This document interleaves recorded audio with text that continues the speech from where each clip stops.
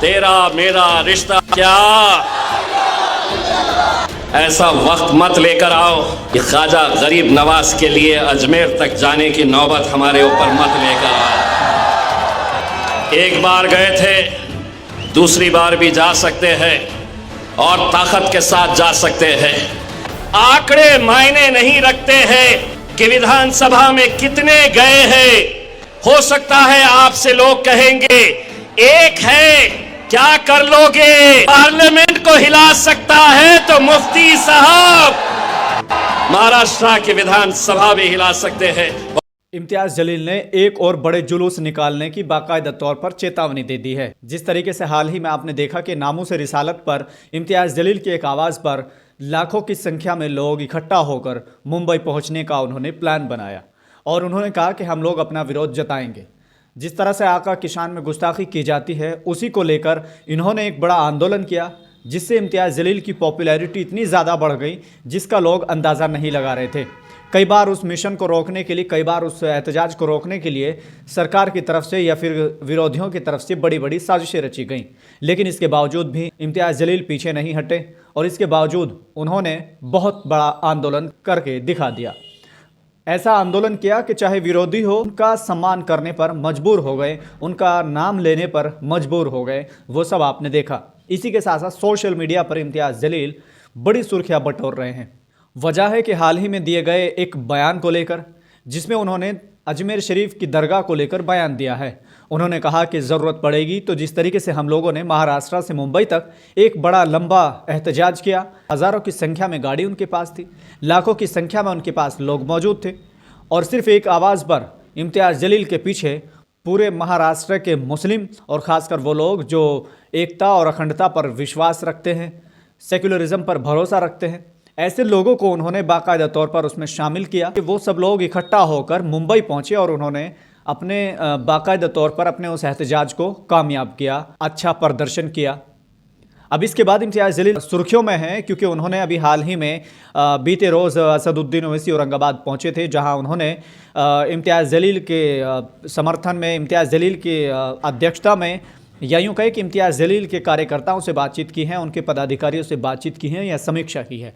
लेकिन इसके बाद मुफ्ती इस्माइल साहब जो दोबारा से MIM के विधायक बने हैं, उनको लेकर उनके कार्यकर्ताओं से शुक्रिया अदा करना, जीत की खुशी का इजहार करने वहाँ पहुँचे थे। इसी बीच इम्तियाज जलील 3 मिनट बोले हैं। 3 मिनट से भी कम के समय में उन्होंने वो बातें कह दी हैं जो हमेशा बड़े से बड़ा धुरंधर कहने से डरता है। अब उन्होंने कहा कि ज़रूरत पड़ेगी तो जिस तरह से हमने मुंबई, महाराष्ट्र से मुंबई का ऐलान किया था, जिस तरीके से हम लोग वहाँ पहुँचे थे, एहतजाज किया था, उसी के तर्ज पर हम लोग फिर एक बार अजमेर जाना पड़ा तो जाएंगे। ज़्यादा टाइम न लेते हुए आपको वही सुनाना चाहता हूँ जिसमें इम्तियाज जलील अजमेर दरगाह शरीफ को लेकर बाकायदा तौर पर पूरा प्लान बता रहे हैं।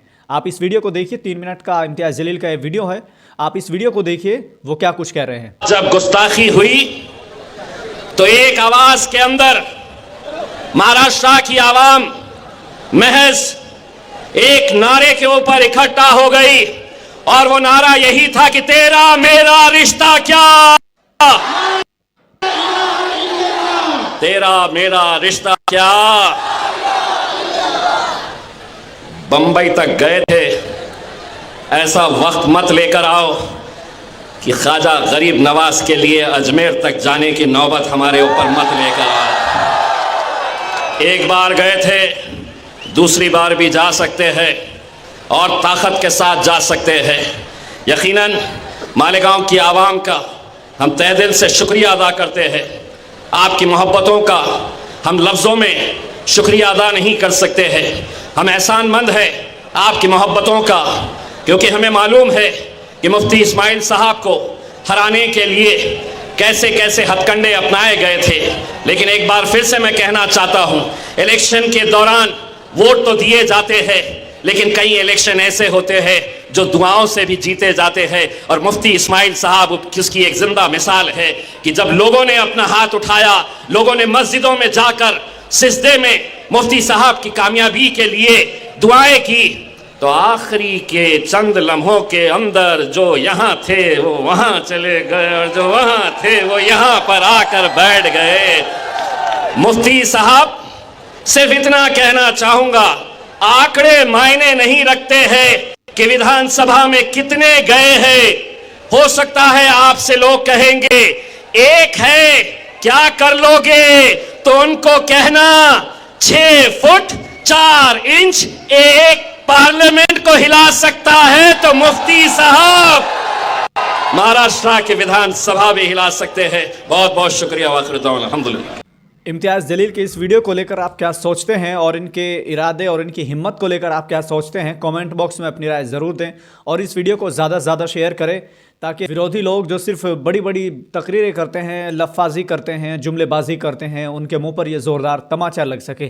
तो इस वीडियो को ज़्यादा से ज़्यादा शेयर करें और अपने इस यूट्यूब चैनल को सब्सक्राइब कर आप लोग प्यार दीजिए। जिस तरह से आप लगातार काफ़ी दिनों से साथ देते आ रहे हैं, जिस तरीके से आप साथ देते आ रहे हैं, इसी तरीके से साथ दीजिए और इस तरह की वीडियोस आपके साथ मैं शेयर करता रहूँगा, लाता रहूँगा। फिलहाल के लिए सिर्फ इतना ही। मिलते हैं फिर से एक और नए वीडियो के साथ। खुदा हाफिज़।